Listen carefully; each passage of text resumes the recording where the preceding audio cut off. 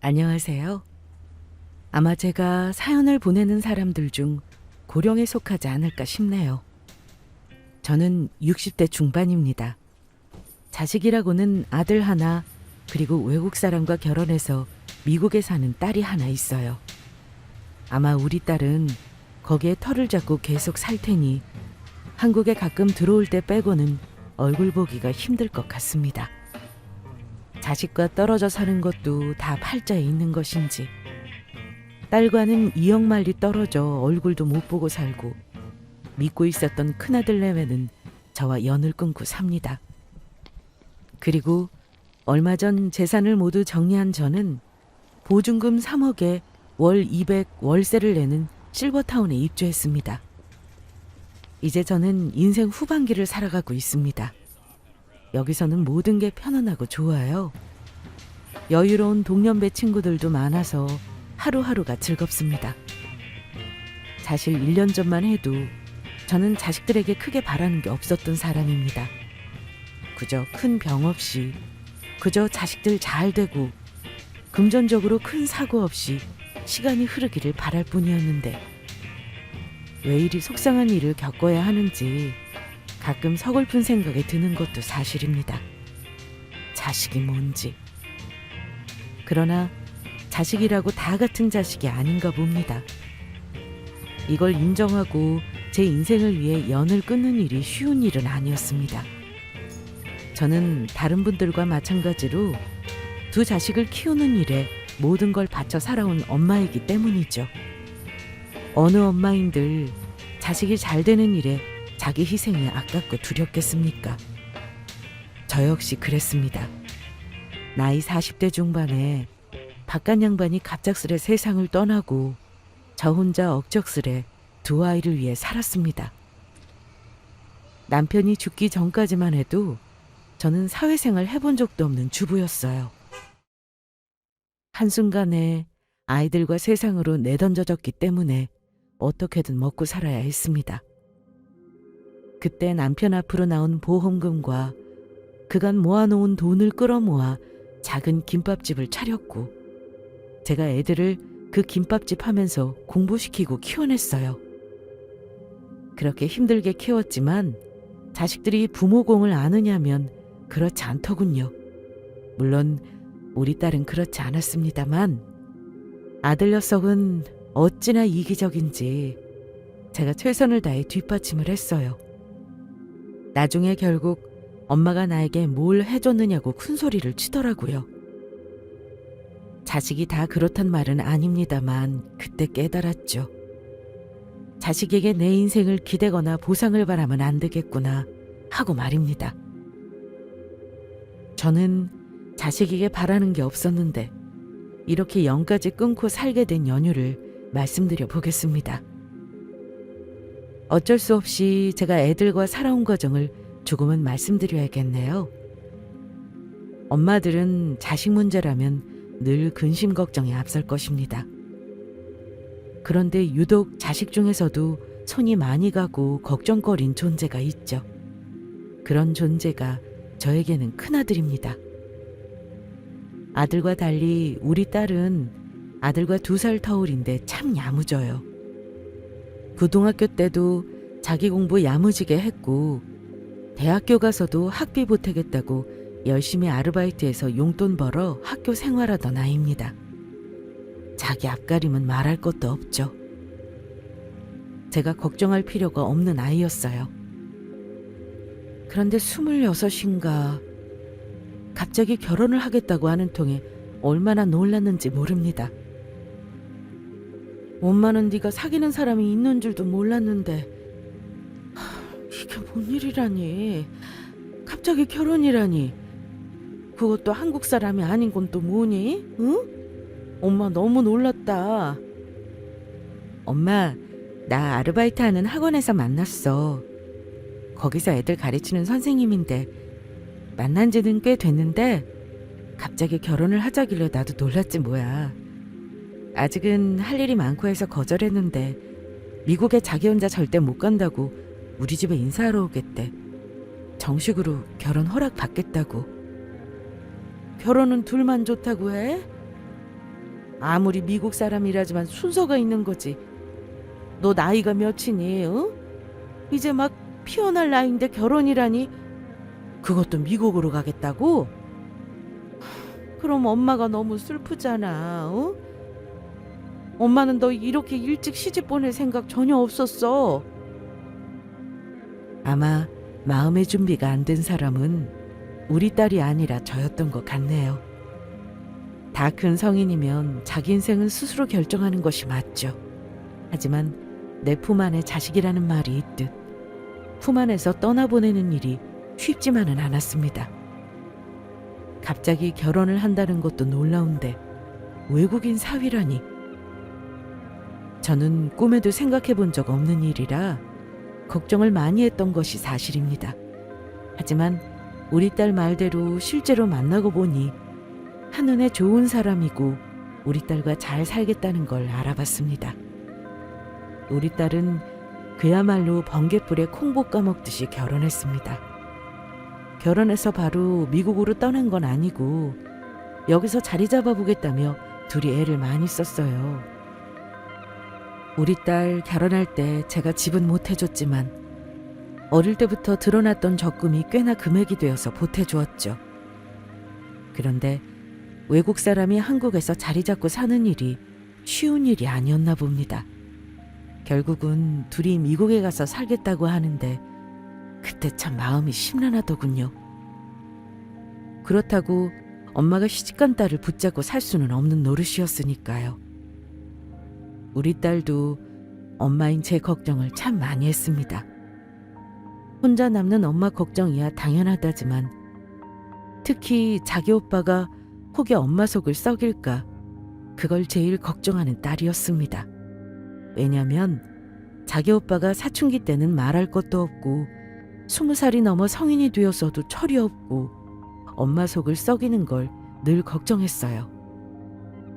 어릴 때도 투닥거리며 싸우더니 커서도 그다지 사이좋은 남매는 아니었는데 엄마로서는 자식 둘이서 대변대변하고 지내는 모습이 참 안타까웠습니다. 우리 딸이 미국에 가면서도 제 오빠에게 그렇게나 부탁을 했어요. 오빠, 엄마 신경 좀 써라. 아니, 엄마가 오빠한테 신경 쓸 일 없게 해라. 제발 이제는 이직 좀 하지 말고 한 군데 진득하니 다녀. 오빠도 이제 30이잖아. 그럼 이제 정신 차리고 제 앞가림은 해야지. 내 말 무슨 말인지 알지? 엄마 속상하게 하지 말라는 소리야. 내가 미국 가면 자주 오지도 못할 텐데 엄마 챙길 사람 오빠밖에 없잖아. 내가 알아서 할 테니 잔소리 그만해. 내가 뭐 사고만 치고 다니는 사람이야? 이제 쓸데없는 짓 안 하고 돈 모아서 장가 갈 거야. 너는 가정 다 놔두고 혼자 잘 살겠다고 미국 가는 마당에 별걸 다 걱정한다. 너나 잘 살아. 엄마 걱정은 말어. 엄마는 네가 걱정이다. 한국 사람도 많이 없는 곳에 가서 자리 잡고 잘 살아야 할 텐데. 제가 눈시울을 붉히며 얘기하자 우리 딸도 역시 울음을 삼키며 말하더군요. 엄마, 나는 잘 살 거야. 엄마 여기 두고 멀리 시집가서 그게 미안하지. 그래도 영영 얼굴 못 보는 거 아니니까 슬퍼하지 마, 엄마. 내가 매일 전화할게. 아유, 영영 안 보고 살 것도 아닌데 눈물바람은. 너무 걱정하지 마. 엄마 아직 건강하시고 장사도 거뜬하시니까 별일 없을 거야. 나 장가 가면 엄마 혼자 지낼 텐데 그때 나가서 걱정해라. 나는 오빠랑 엄마가 같이 살아서 더 불안해. 오빠가 장가 가면 무슨 걱정이겠어. 엄마랑 같이 살면서 자꾸 엄마 힘들게 하니까 그게 문제지. 우리 딸은 늘 자기 오빠가 저를 힘들게 할까 걱정이었는데 미국으로 떠나면서 마음이 편치 않았던 모양입니다. 투닥거리면서도 오빠에게 엄마 속 썩이지 말라고 끝까지 신신당부하더군요. 짐작하셨겠지만 저에게 우리 아들은 참 애정의 존재입니다. 아들이라고 어릴 때부터 제가 기대를 참 많이 했어요. 그런데 아빠가 돌아가시고 나서 아들이 사춘기 때 어마무시하게 제 속을 썩였습니다. 그리고 간신히 졸업했는데 처음에 당연히 대학은 못 갔어요. 재수도 하기 싫다고 해서 시간 보내다가 군대 다녀왔더니 조금 철이 들어 보이더군요. 그때 다시 공부하겠다고 지원해달라고 하대요. 그래서 딱 1년을 주겠다 했습니다. 아들은 나름 마음을 먹었는지 수도권 내 4년제에 붙어서 대학을 가긴 했습니다. 그리고 대학 졸업하니 벌써 나이가 29이었죠. 취직을 한다고 이리저리 이력서를 넣고 다니더니만 용케 또 취직을 하긴 했습니다. 문제는 한 직장에 진득이 다니지 못해서 그것이 걱정이었지만요. 1년도 안 돼서 직장을 2번을 옮기더니만 그 무렵 저에게 사업자금을 대달라고 졸라댈 때라 우리 딸이 자기 오빠를 알고 걱정을 많이 한 것입니다. 한국에 있을 때는 그래도 자기 오빠를 쳐냈지만 미국에 가고 나면 혹여 아들이 저에게 함부로 할까 싶었는지 딸은 내내 걱정을 했습니다. 암튼 오빠는 절대 사업하면 안 되는 사람이야. 수완이 있어 아니면 경험이 있기를 해. 사업하는 순간 그 돈은 없어지는 돈이니까 절대 엄마가 해주면 안 돼. 걱정이다.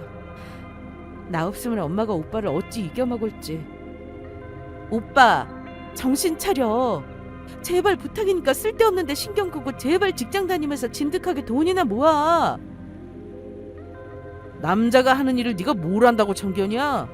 너 살 길 찾아가는 주제에 이래라 저래라 하지 말고 잘 살기나 해. 이혼해서 도로 한국에 나오지 말란 소리야.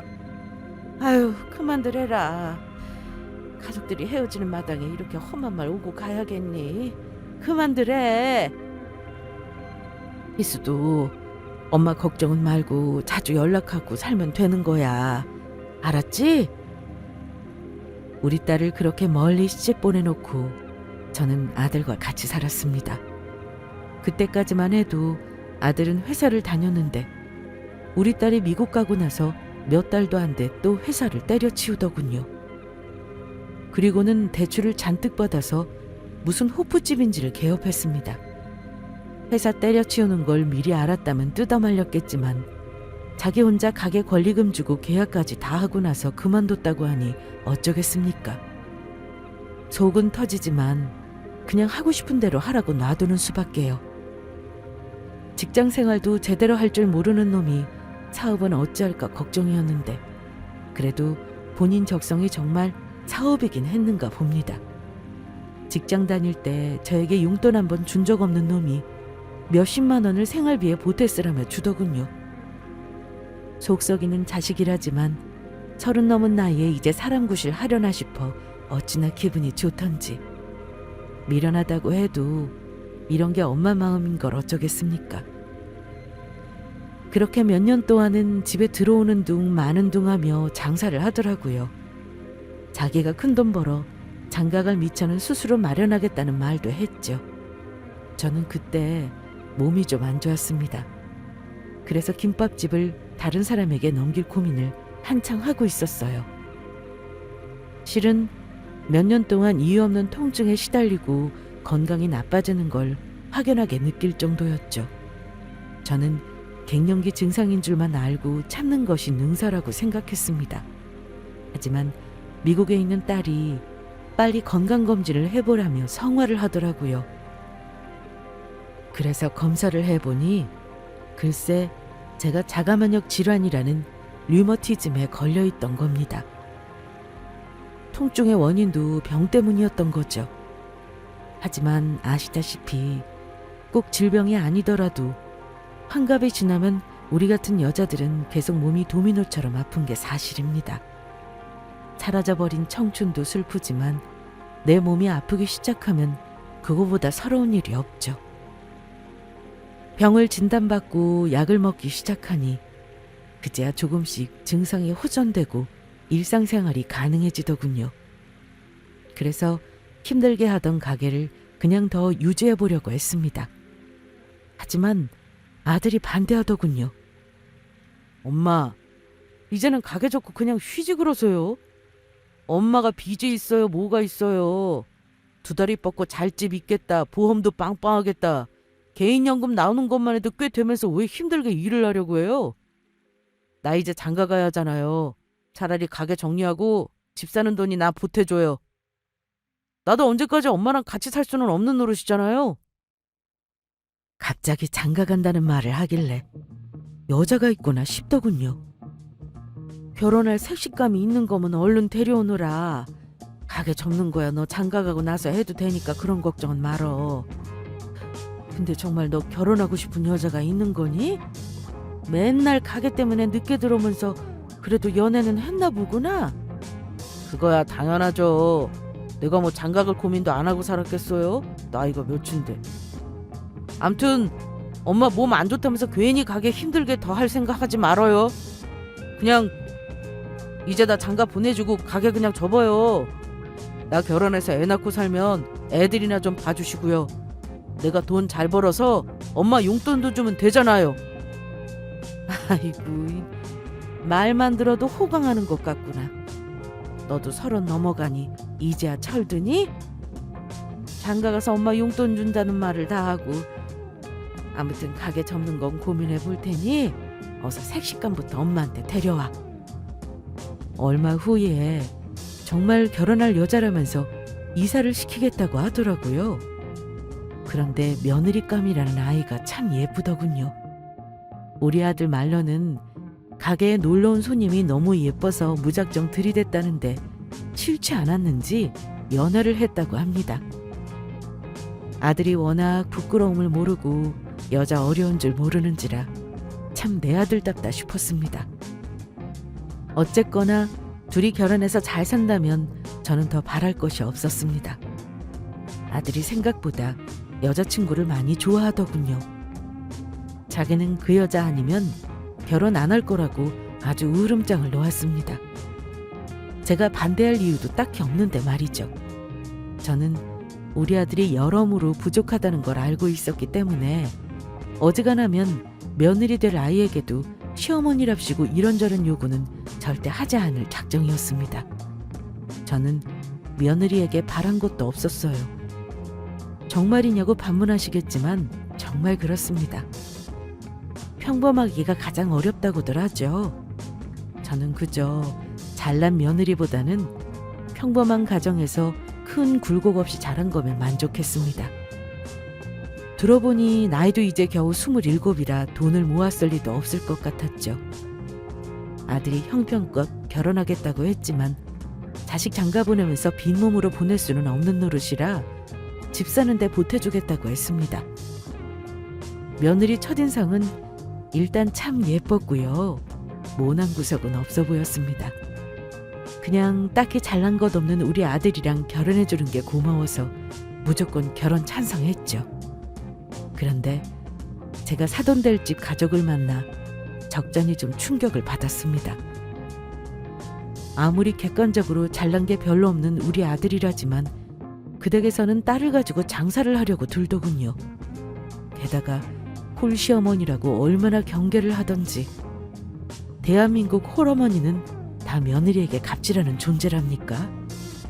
저에게 자기 딸이 아깝다며 어린 며느리 보는 대신 뭘 해줄 거냐면 노골적으로 물어보더군요. 우리 딸은 이제 막 피어나는 나이인데 솔직히 우리는 딸내미 키워놓은 덕도 못 보고 대개 며느리로 보내는 거 아닙니까? 요즘 20대에 시집가는 여자들 없어요. 그런데 그런 귀한 딸을 대개 며느리로 보내려니 참 심란하게 그지없네요. 우리 집에서는 장녀이고 살림 미천인 딸입니다. 설마 사돈댁 시집가서 우리 딸 고생하는 건 아니겠죠? 아이고 무슨 그런 말씀을요. 저는 애들하고 같이 살 생각도 없고 자주 들여다보라는 말도 안 할 겁니다. 애들끼리 자리 잡고 잘 사는 게 효도하는 거 아니겠습니까?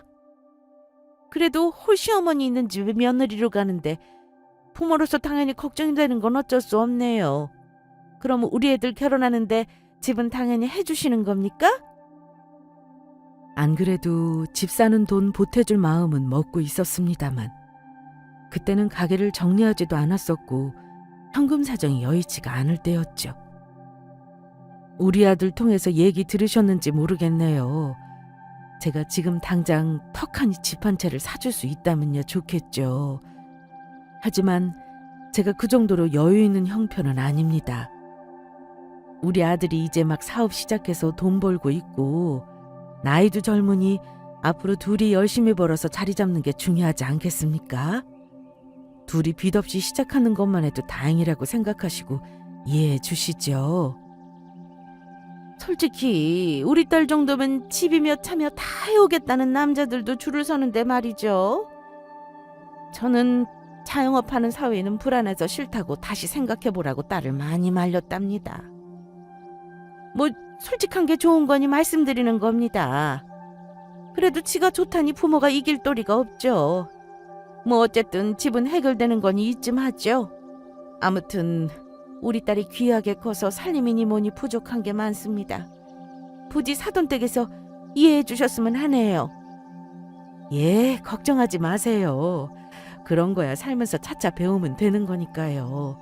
우리 집은 제사도 없어서 며느리 고생시킬 일 없으니 너무 걱정 마셔요.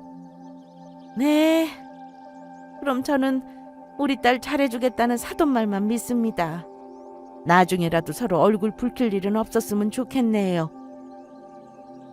이건 뭐 주기 싫은 딸 억지로 뺏는 느낌이었습니다. 살림 미천 딸이라고는 하나 들어보니 아직 직업도 딱히 없어서 아르바이트만 하고 있다고 했고 무슨 자격증 공부만 한다고 들었는데 조금 너무한다 싶긴 했습니다. 그 후로도 딸이 결혼하면 남편 내조하고 애들 낳아서 육아하는 것만으로도 힘드니 맞벌이는 안 시켰으면 좋겠다고 하더군요. 그거야 아들 내외가 알아서 할 일이고 제가 참견할 바가 아니라고 했죠. 아들은 벌써 처갓집 식구가 다 되어서는 혹여 엄마인 내가 시어머니 유세라도 할까 전전긍긍이었죠. 그 모습 보니까 아, 이래서 아들 키워봤자 소용없다는 말을 하는 거구나 싶었네요. 그래도 어쩌겠습니까? 부모는 자식에게 한없이 퍼줘야 하는 존재이고 그저 사람 구실하고 가정 꾸리고 사는 것만 보면 안심이 되는 법이니 말입니다. 아무튼 아들 내외는 어렵사리 결혼을 했습니다. 그렇게 큰아들까지 혼사를 마무리해 놓으니 그제야 나도 그동안 힘들게 살아온 인생을 좀 내려놓고 내 인생을 가지고 싶었습니다. 아들 신혼집은 우리 집에서 그리 멀지 않은 거리였는데 결혼하고 나니 한 달에 한 번 얼굴 보기도 힘들더군요. 한창 신혼 때이니 저도 그러려니 하고 이해했습니다.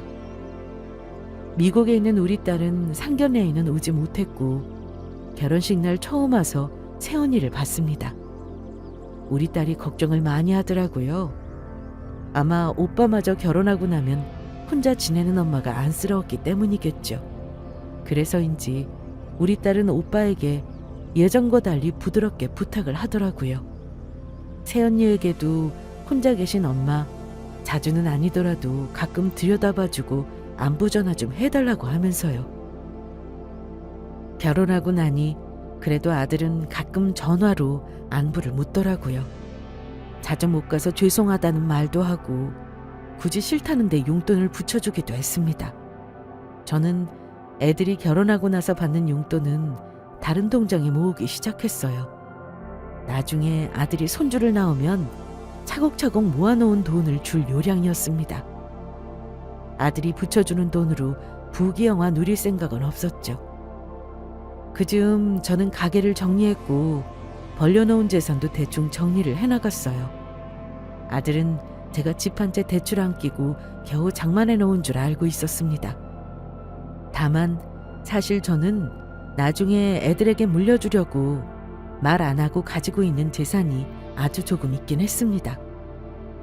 가게를 정리하면 연금만으로만 생활하기는 불안해서 월세 수익을 위해 상가 하나도 마련해 이미 세도 받고 있었고 혹여 우리 딸이 미국에서 온다고 하면 단기로 지냈으면 좋겠다 싶어 작은 오피스텔도 장만해 놓았어요. 정리를 하고 보니까 내가 그래도 우리 남편 죽고 나서 참 열심히 살아왔다 싶었습니다.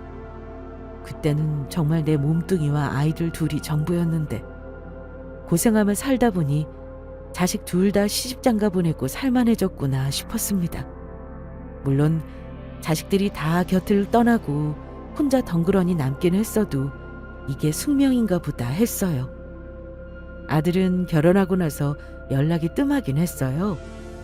별다른 소식 없으면 그저 둘이 잘 살겠거니 했습니다. 무소식이 희소식이라고 별다른 연락이 없으면 잘 사는가 보다 했죠. 1, 2년 동안은 간혹 얼굴 보고 우리 아들 장사 잘 되는지만 묻고 그렇게 편안하게 지냈습니다.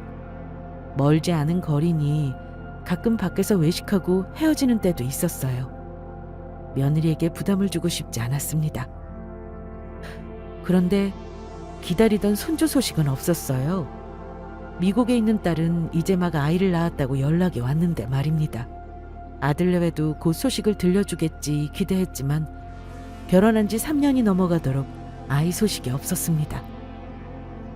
그런데 그 무렵부터 자꾸 아들을 보는데 뭔가 느낌이 안 좋았습니다. 아무리 아닌 척해도 엄마 눈은 못 속이는 법이죠. 며느리가 친정에 가 있는 일도 종종 있었고 아들에게 전화를 하면 목소리가 안 좋은 날도 종종 있었죠. 답답했지만 아들 내외가 오면 넌지시 물어봐야겠다 마음먹고 있었습니다. 그런데 무슨 일이 있긴 있었더라고요. 아들 내외가 같이 식사를 하자고 먼저 말을 해서 얼굴을 봤는데 아들이 계속 자기 마누라 눈치를 보는 것 같았습니다. 저는 대번에 아들 내외에게 무슨 일이 있다는 걸 직감했습니다. 니들이 오래간만에 웬일이니? 엄마한테 먼저 밥을 먹자고 하고 혹시 무슨 할 말이라도 있는 거야? 그러자 아들 대신 며느리가 먼저 대답을 하더군요. 어머니, 이이가 입이 안 떨어지나 봐요. 무슨 일이 있긴 하죠. 내 입으로 말하는 건 좀 그런데 사실 지금 좀 힘든 상황이에요. 이 사람 가게가 망하기 일보 직전이래요. 뭐? 그게 갑자기 무슨 소리니? 지난주만 해도 아무 일 없이 장사한다는 말을 들었는데 망하기 일보 직전이라니? 그러자 안 되겠다 싶었는지 아들이 직접 입을 열었습니다. 엄마, 나 지금 너무 힘들어요. 사실 가게 월세 못 낸 지 꽤 됐어요. 무슨 일이 있어도 엄마한테 손은 안 벌리려고 했는데 그래도 마냥 손 놓고 있을 수는 없잖아요. 저 좀 도와주면 안 돼요, 엄마? 나 진짜 이런 말하기 싫었는데 어쩌겠어요. 안 그러면 우리 집도 넘어가게 생겼는데요. 집이 넘어가게 생겼다니 그건 또 무슨 소리니? 말도 마세요, 어머니. 이가 글쎄 집도 담보 잡히고 그동안 얼마나 고전했는지 몰라요. 저는 안 되는 사업 빨리 접어버리라고 진작에 얘기했어요. 그래도 이 사람이 미련을 못 버리고 안 되는 걸 붙들고 있으니 밑 빠진 독에 물 붓는 것처럼 계속 돈이 들어간 거라고요. 어머니, 제가 그동안은 말은 안 했지만 솔직히 결혼하고 나서 생활비도 제대로 안 주고 너무 힘들었어요. 어머니가 이번에 안 도와주시면 저희 진짜 이혼해야 할지도 몰라요. 저는 며느리 입에서 나온 이혼이라는 말에 깜짝 놀랐습니다. 이혼이라니? 힘든 일 있으면 부부가 합심해서 헤쳐나가야지 이혼을 말하면 어쩌니? 대체 얼마나 필요한 건데? 일단 말은 해봐라. 엄마, 내가 생각을 해봤는데 아무리 뼈 빠지게 일해도 사람은 자기 상가가 없으면 결국 남의 돈 벌어주는 일이더라고요. 내가 받은 상가가 있는데 거기서 다시 시작하고 싶어요. 지금 가게는 될 수 있는 한 빨리 넘겨야죠. 그럼 받은 상가라는 게 대충 얼마니? 한 7억 정도 되는 것 같아요. 근데 엄마 집 팔고 현금 조금만 보태주시면 충분히 살 수 있는 금액이잖아요. 엄마, 나 정말 엄마한테 이번에 마지막으로 도움받는다고 장담할게요. 내가 잘 돼야 엄마도 마음 편하실 거 아니에요. 마지막으로 한 번만 도와주세요. 7억이라니. 그럼 나는 내 집 팔고 어디 월세방을 전전하라는 말이니? 엄마도 참. 우리가 설마 엄마를 월세방에 가라고 하겠어요? 당연히 우리 집에서 같이 살아야죠. 엄마가 집 팔아서 나 주시면 집 담보 잡힌 것도 일부 갚고 나머지는 저랑 집사람이 다 알아서 할게요. 그래요, 어머니. 저도 어머니 모시고 살 생각은 진작에 하고 있었어요. 이번에는 정말 어머니가 도와주셔야 해요. 안 그럼 이 집안 장난 무너지는 거예요, 어머니. 저는 아들을 도와주는 일과는 별개로 아들네와 같이 살 생각은 없었습니다. 그런데 선뜻 같이 살자고 말을 하는 걸 보고 아들네가 지금 절박하구나 싶었어요. 그러니 마음이 흔들리더군요. 미련하다고 해도 어쩔 수 없는 일이죠. 지금 당장 아들이 집 담보로 빚도 냈고 망하기 일보 직전이라고 하는 데다 며느리는 이혼하겠다고 저에게 협박 아닌 협박을 하고 있으니 당연히 도와줄 결심을 할 수밖에 없었습니다. 하지만 도와달라고 바로 돈을 내줄 수는 없는 노릇이죠. 엄마도 집 파는 일은 고민할 문제야. 엄마한테도 조금 생각할 시간을 줘야지 결정하지. 일단 오늘은 너희 사정 들은 걸로 하고 이만 돌아가도록 해. 엄마가 진지하게 고민해보마. 엄마, 시간 많이 못 들여요. 나 정말 이 상태라면 석 달도 못 버텨요. 현명한 결정 해주세요. 부탁해요, 엄마. 그렇게 돌아가고 나서 두 아들 내외는 한동안 저에게 이틀이 멀다 하고 찾아와 같이 밥도 먹고 저에게 살갑게 굴었습니다. 엄마, 우리가 그동안 먹고 살기 바쁘다고 엄마한테 너무 소홀했어요. 정말 죄송해요. 희수가 그렇게 엄마 잘 챙기라고 했는데 꼭 나 도와달라고 이러는 건 아니에요. 이 사람도 엄마한테 많이 죄송하대요. 우리 같이 살려면 더 자주 봐야 한다고 이 사람이 엄마랑 무조건 일주일에 2번은 오자고 했다니까요. 그래요, 어머니. 그동안 제가 무심했던 건 사과드릴게요. 그동안 제가 마음이 좀 그랬거든요.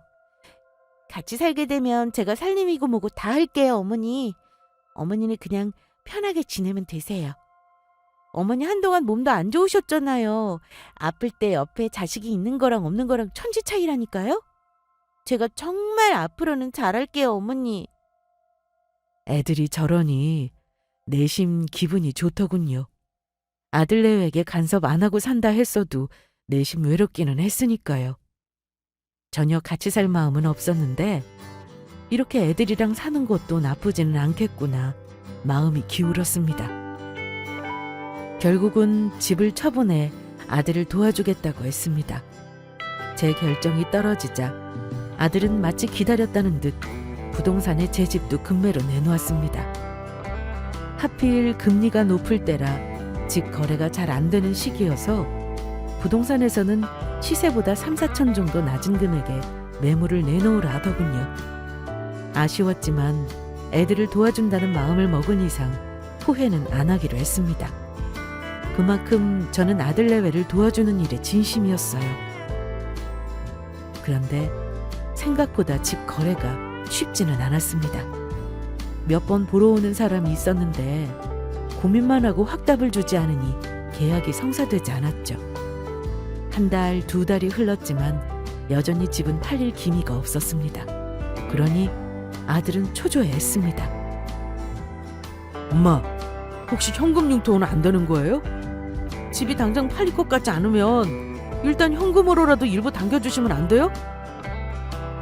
조금만 기다려봐라. 집이 하루아침에 팔리겠니? 너 알다시피 엄마 가게 정리하면서 남은 돈은 몇천 되지도 않아. 이미 그 돈은 엄마 생활비로 쓰고 있고 경차도 한 대 사는 바람에 여유가 없어. 제가 아들에게 돈을 주기 싫어 거짓말한 건 아닙니다. 집까지 팔 결심을 했는데 미리 돈을 주는 건 일도 아니죠. 하지만 자식에게 내 재산이 정확히 얼마 있는지 다 말하는 건 내 패를 다 보이는 꼴이라 당장 현금을 턱하니 쥐어줄 수는 없었습니다. 늙어서 돈 없으면 제일 서럽다는 거 아시죠? 저는 집은 처분해 줄지언정 월세 소득이나 현금은 내 손에 틀어지고 있을 생각이었습니다. 집이 빨리 안 팔리니 아들이 초조해하고 며느리도 지쳤는지 점차 우리 집에 드나드는 일이 뜸해질 때쯤이었습니다. 하필 그날따라 아들의 집에 반찬을 해다 주고 싶더라고요. 며느리는 바깥 일을 안 하니 점심 무렵 가면 집에 있겠거니 하고 반찬을 챙겨 나왔습니다. 나오면서 며느리에게 전화를 했는데 무슨 일이 있는지 몇 번 전화를 해도 안 받더군요. 아무리 아들네 집이라도 제가 비밀번호 누르고 아들 집에 들어가는 건 병호가 아니다 싶어 다시 전화를 했죠. 그런데 전화를 안 받더라고요. 전화를 못 받을 상황인가 싶어 저는 일단 아들 집 쪽으로 발걸음을 재촉했어요. 그런데 아들 집 근처 카페를 지나치는데 낯익은 뒷모습이 보이더군요. 바로 카페 테라스에 앉아서 친구들과 만나고 있는 며느리였습니다. 반가운 마음이었죠. 우연히 만난 김에 반찬만 건네주고 갈 요량으로 카페로 가는데 며느리는 아마 제가 안 보였는지 큰 소리로 친구들과 떠들고 있었습니다. 나이가 들어도 왜 이리 눈과 귀가 밝은지 하필 저는 그 순간 듣지 말아야 할 말을 듣고 말았습니다. 어머! 야! 너는 정말 네 시어머니랑 같이 살 생각이야? 미쳤다 미쳤어. 아무리 돈이 좋아도 그렇지 너 그거 좋은 생각 아니야. 그래 나는 친정엄마랑 2박 3일 사는 것도 욕 나오기 힘들더라. 근데 시어머니랑 산다고? 대체 얼마나 주신다고 했길래 그런 결심을 한 거야? 야, 나는 뭐 그런 고민 안 한 줄 알아? 지금은 내가 얻을 게 있으니까 일단 어머니 모시겠다고 하는 거지. 설마 내가 정말로 노인네를 모시고 살 거라 생각하는 거 아니지? 뭐? 그게 대체 무슨 말이야? 뭘 어쩐다는 건데? 어쩌긴 뭘 어쩌겠냐? 내가 미쳤다고 모시겠냐? 그냥 적당히 모시는 척 하다가 요양원 보내버려야지. 일단은 어머니 재산 우리가 차지하는 게 중요하잖아. 그때까지는 죽은 듯이 어머니 비위 맞춰줄 거야. 빈털털이 돼서 우리 집 오시면 그때 가서 망했다고 할 생각이야. 그럼 노인네가 어쩌겠냐? 자식이 하라는 대로 하시겠지. 우와, 너 진짜 못됐다. 뭐 하긴 너처럼 여우짓을 해야 잘 살긴 하더라. 근데 대체 언제쯤 네 시엄마 집은 팔리는 거래? 집 하나가 전 재산인 건 맞아? 하던 가게도 다 접으셨잖아. 집 한 채가 딸랑 남은 재산인가 봐. 나도 자세히는 몰라. 남편도 그렇게 알고 있으니 맞겠지 뭐. 암튼 근데 김밥집에서 뭐 떼돈을 버셨겠어? 7억짜리 집 대출 없이 가지고 있는 것만 해도 땡큐지. 깔깔거리며 수다를 떠는 며느리와 친구들 대화를 저는 다 들어버리고 말았습니다. 모퉁이에 서 있는 시어미를 아마 며느리는 못 봤을 겁니다. 배신감에 눈물이 뚝뚝 흐르더군요. 필시 아들과 며느리 두 내외가 짜고 저를 속인 게 분명했습니다. 아무리 자식 키워봐 나야 소용없다지만 자기 키워준 엄마를 이런 식으로 속이고 버릴 생각을 하다니요. 저는 며느리보다 아들이 더 미웠습니다. 어릴 적부터 늘 이기적이었던 아들놈. 철들고 장가가면 달라질 줄 알았는데 이런 식으로 엄마 뒤통수를 치다니요. 저는 그 길로 집에 와 며칠을 알아누웠습니다. 만약 내가 재산이 있다는 걸 아들이 다 알았다면 아들은 분명 그 돈도 욕심을 냈을 게 분명했습니다. 저는 살이 내릴 정도로 앓고 나서 결심했습니다. 아들 애와 연을 끊기로 말입니다. 부모 자식 간을 천륜이라고 하나 폐륜을 한 자식까지 보고 살아야 할 이유는 없다 싶었죠. 내놓았던 집은 다시 매물을 걷어들였고 재산은 제 노후에 쓸 돈과 월세 나오는 부동산을 제외하고 전부 딸에게 증여하기 위해 절차를 밟기로 했습니다. 저는 아들 내외에게 연락을 끊어버렸어요. 급한 놈이 찾아오게 되어 있는 법이니 아마 먼저 연락을 하겠거니 짐작했습니다. 아니나 다를까 어찌 알았는지 제가 부동산 매물을 거둔 걸 알고 아들이 연락을 해왔더군요. 자기 뜻대로 일이 안 풀리자 성질을 부리며 5천만 원을 후려쳐 집을 내놓으라고 화를 내길래 제가 할 말이 있으니 집으로 두 사람 다 같이 오라고 했습니다. 엄마, 그럼 나한테 줄 비자금이라도 있는 거예요? 그런 거라면 내가 지금 당장이라도 갈게요. 전화를 끊으니 며느리와 득달같이 달려왔더군요. 엄마, 대체 집은 왜 도로 거두신 거예요? 어머니가 다 생각이 있겠지만 지금 상황이잖아요. 나 망하기 일보 직전이라니까요. 오자마자 집 얘기부터 하며 급하다고 하는 아들과 며느리에게 저는 차갑게 말했습니다.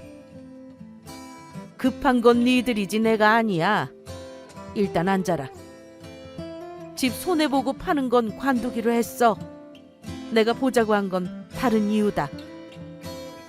아들 내외는 제 말에 흠칫 놀라면서도 저의 기운에 놀렸는지 더 따지지 않고 자리에 앉더군요. 저는 아들 내외에게 서류를 내밀었습니다. 그리고 단도직입적으로 말했어요. 이런 일은 빙빙 돌려 말할 필요가 없죠. 서류 열어봐라. 엄마, 이 집 안 팔 거고 조만간 이 집 세 주고 살기 좋은 실버타운으로 입주할 생각이야. 서류를 보던 아들 며느리가 놀라더군요. 엄마, 보증금이 3억이라뇨? 월에 200만 원을 내는 실버타운에 가신다고요? 참나. 엄마, 그럴 돈 있으면 나를 달라니까요? 어머니, 돈이 있으면서 없는 척 하신 거예요? 근데 집을 팔 결심하셨으면 그건 우리 주셔야지. 왜 갑자기 마음을 바꾸신 건데요? 어머니 아들 망하고 이혼하는 걸 보고 싶으신 거예요? 이런 비싼 실버타운 갈 필요가 뭐 있어요? 집 파시고 우리랑 살면 되잖아요. 그 돈도 우리 주시고요. 웃기지 말어. 어차피 너희들 나 요양원 보낼 생각 아니었니? 그 집 팔아서 나 빈털털이 되면 나 보내버리겠다며? 네가 한 말 아니었니? 그러자 며느리는 깜짝 놀라서 뭐라 말도 못하고 어버버거리기만 했습니다. 내 말이 맞으니 할 말은 없나 보구나. 네가 무슨 생각하고 있는지 나 다 안다. 그러니까 더 이상 내 앞에서 수작질하지 말어. 그리고 둘 다 잘 들어라. 엄마는 가지고 있는 재산 너한테 줄 생각 추호도 없어. 엄마가 다 쓰고 갈 거지만 만약에 다 못 쓴다면 네 동생한테 미리 증여해 줄 거야. 알겠니? 나는 오늘 이후로 너희 둘이랑은 남남이다. 다시는 꼴도 보기 싫으니 나한테 가짜 효도할 필요도 없어. 니들끼리 치지고 볶고 잘 살아라. 엄마, 갑자기 왜 그러는 건데요? 그리고 중요라뇨. 엄마, 부모 재산은 자식들이 똑같이 나눌 권리가 있는 거예요. 내가 희수한테 재산 가는 걸 두고 볼 것 같아요? 엄마도 그래요. 나를 얼마나 못 믿으면 재산 얼마 있는지 말도 안 해주고. 엄마만 배신감 느끼는 게 아니라 나도 마찬가지예요. 내가 죽기 전에 주고 싶은 자식한테 준다는데 네가 무슨 권리가 있다는 거니? 나 죽은 다음에 어디 마음대로 해봐라. 나는 할 말 없어. 둘 다 꼴도 보기 싫으니 당장 이 집에서 나가라. 제가 보통 결심으로 하는 말이 아니라는 걸 알았는지 둘이 다급한 듯 눈짓을 주고받더군요. 여우 같은 며느리는 금세 태세를 바꾸고 저를 살살 달래기까지 했습니다. 어머니, 일단 진정하세요. 지금 뭔가 단단히 오해를 하신 것 같아요.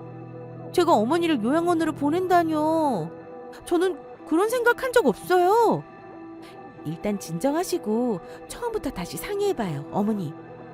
어머니가 재산이 이렇게 많으시다면 얘기가 달라지잖아요. 일단 어머니 마음 푸시고 요양원 같은 끔찍한 소리는 하지도 마세요. 자식 놔두고 요양원이라뇨. 그만하렴. 너도 참 깜찍하게 연기 잘하는구나. 내가 얼마 전에 너 친구들하고 하는 소리 다 듣고 결심한 거야. 내 입으로 꼭 말을 해야 그 주둥이로 거짓말 안 할 셈이냐? 내 말에 놀란 며느리는 울먹은 벙어리가 되더군요. 두 말 안 한다. 당장 둘 다 나가렴. 그리고 앞으로는 망하든 말든 너희 둘이 알아서 잘 해결하고 살아. 엄마는 너희 결혼할 때 보태준 걸로 마지막 부모 노릇 했다고 생각하니까 더 이상은 해줄 마음 없다. 뒤에서 부모 털어먹고 버릴 생각하는 너희 둘, 나는 자식으로 생각 안 해. 사태 파악이 된 며느리와 아들이 제 바지가랑이를 붙잡고 싹싹 빌었지만 저는 단단히 마음먹고 내쳤습니다. 결국은 내가 재산이 있다는 걸 알고 이러는 거다 생각하니 더 비참하더라고요. 한평생 아들 녀석 잘 되는 거 보겠다고 내가 얼마나 고생을 했는데 내 새끼가 나에게 이럴 줄은 몰랐습니다. 저는 그날 애들을 내보내면서 죽는 날까지 보지 않겠다고 결심했습니다. 나중에 딸이 그러더군요. 오빠가 전화해서는 엄마가 재산을 전부 중요하면 자기는 소송을 청구하겠다고 했답니다. 그 말 듣고 확실히 내가 아들 자식을 잘못 키웠구나 싶었습니다. 우리 딸은 제가 증여해준다고 하니 당장 그러지 말고 엄마 하고 싶은 대로 다 쓰고 나중에 생각하자고 하더군요. 한국에 조만간 나갈 테니 생각해보자면서요. 저는 아들과 연 끊고 나서 작년에 지금 지내는 실버타운으로 입주했습니다. 아파트형이라 그냥 좋은 호텔에서 지내는 것 같은 기분으로 매일 즐겁게 살고 있네요. 하지만 아들에게 받은 상처는 아직 여전하네요. 저는 마지막으로 이런 말씀을 드리고 싶어요. 아무리 자식이라고 해도 절대 전부 내어주지 말라고요. 힘들게 고생하며 일군 재산, 자식들에게 줄 생각 일랑 하지 말고 최대한 다 쓰고 사시라고 조언하고 싶습니다.